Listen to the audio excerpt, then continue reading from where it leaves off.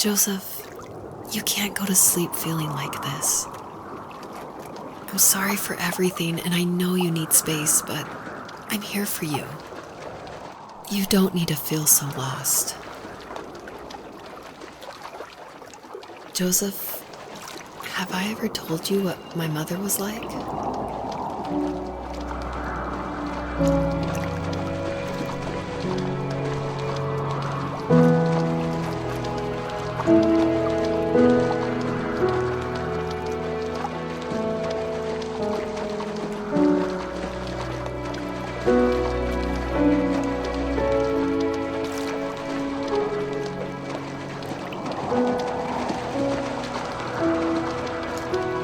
You know what it's like not to have a mom at home.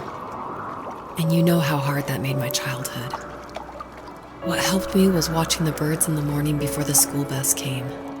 I thought that my mother was one of those birds, and it made me want to be free like her. My mom taught me how to fold origami cranes while she was in the hospital. So I told myself I would fold one every day until I could fly myself.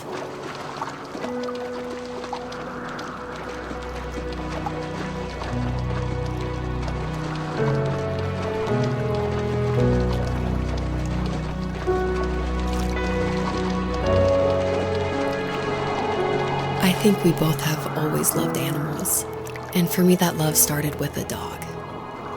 Sometimes this Rottweiler would come up to our property line and wait at the fence for me, but only once in a while. I was sure to check every day immediately after school, and it usually ended in disappointment. I would even steal money from my passed-out dad just so I could buy these off-brand dog biscuits. Even when she did stop by, she never went beyond the fence. Why was she so scared?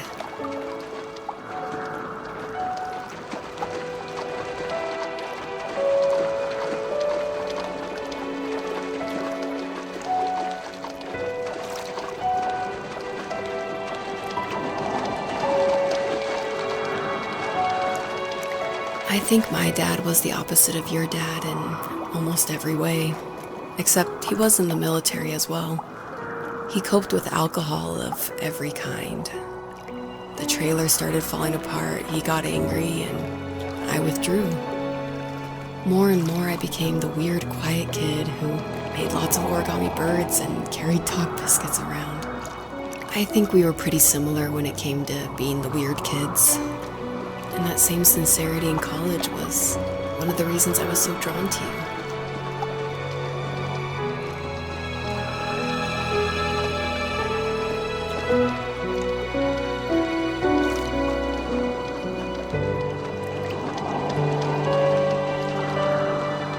Life got worse and worse, and at one point, I really didn't think I could survive another day with my soul still intact. I had no real friends, let alone neighbors, since we lived in the middle of nowhere.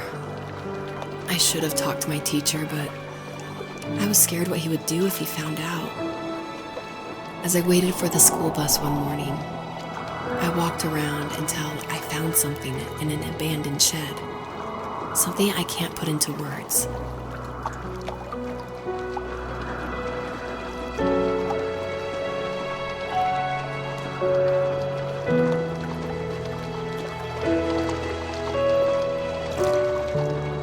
I summoned courage I didn't know I had, and I broke into my dad's room and found the key to the shed where he had locked my bike. I'll never forget that feeling, of the wind rushing by my ears as the sun rose over fields of wheat. I was flying for the first time. I biked as far as my legs could take me until I found a house that felt friendly, and that felt like home. Those strangers helped me in so many ways. And if it wasn't for them, I wouldn't have found my foster family. And if it wasn't for my parents, I wouldn't have met you.